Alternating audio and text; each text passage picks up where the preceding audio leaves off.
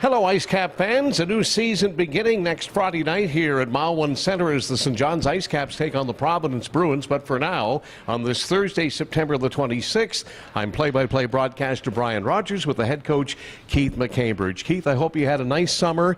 I know I did, but boy, there's nothing like the fall when hockey season starts. And here we are.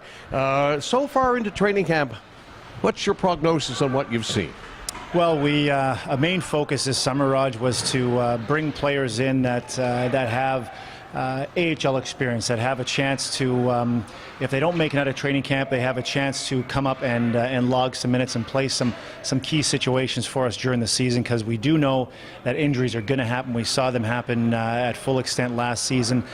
So that was the main objective here when we were looking at tryout guys, looking at bringing guys in for this year's training camp. So we have some players that I'm sure you'll talk about with regards to have played some seasons in the American Hockey League, and first impressions are that there's some really good competition fighting for those couple spots. Yeah, the Jets organization obviously felt bad about what happened last year, and they made it public that they were going to do everything they could to make this a good season for the hockey club to bounce back. It is cyclical, as we know. I mean, you can be at the top of the perch one year and down toward the bottom of the rung the next, and it's happened, but that's old news. But when you look at the depth of what you may be able to work with come a week from today, getting ready for next Friday in the opener, it looks pretty strong. Well, I look at what we have, potentially, you look at other teams across the league and see what they signed in the summertime. They're free agents. You see teams that are looking to add depth. Ourselves, obviously, we have some young players coming through the pipe here with, with Lowry, with Tellegen now trying to get healthy. We got Sherratt and Melchiori in their second years here. Cody Soul, a big year for Eddie Pasquale. We have some young players that the Winnipeg Jets need to develop here. So that'll continue to be something that we want to push forward. With regards to the lineup, when you look at what we have in training camp and look at what Winnipeg does with regards to injuries and guys that'll be sent down here, I do know that we're going to be competitive.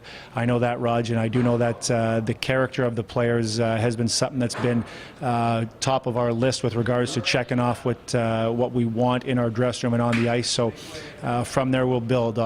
So there's some building blocks. There's some players that we're going to learn a lot about and work at getting them to the next level. And there'll be some players that have AHL experience that'll help them get to the next level and help us day to day in practice and in games. Yeah.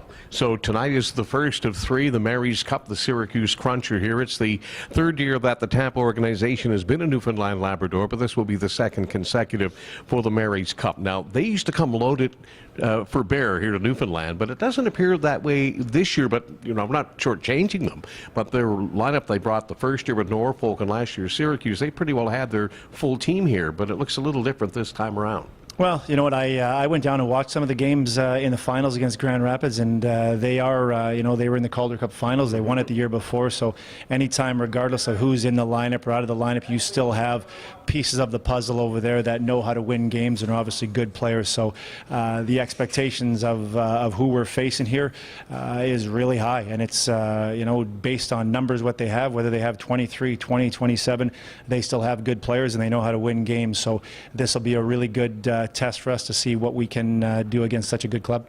So, Coach, you'll play the first one tonight at Mile 1, Saturday at 5 in Clarenville at the Event Center, back here Sunday. Do you try to squeeze everybody in? Will you look at pretty well everybody that's come to camp to get them in a game situation before you have to make scratches or evaluate?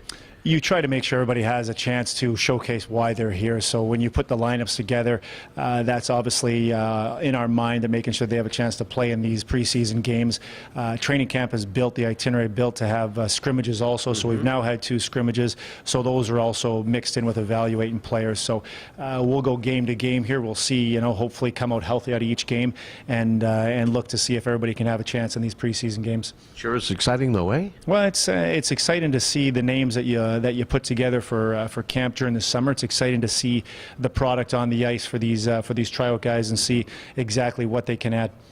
Keith, thank you so much for joining us in our first installment of IceCaps 360 on this Thursday. Good luck in the opening game on this weekend, and we can't wait for the opening night next Friday. It'll be another sold-out house here, and there's a lot of excitement around the capital city and the province. Yeah, always 2 years now of well-attended games and a lot of excitement, so looking forward to getting in front of the fans again. Excellent. With head coach Keith McCambridge, I'm Brian Rogers for IceCaps 360. Have a wonderful Thursday, everybody, and hopefully we'll see you at Mile 1 here tonight.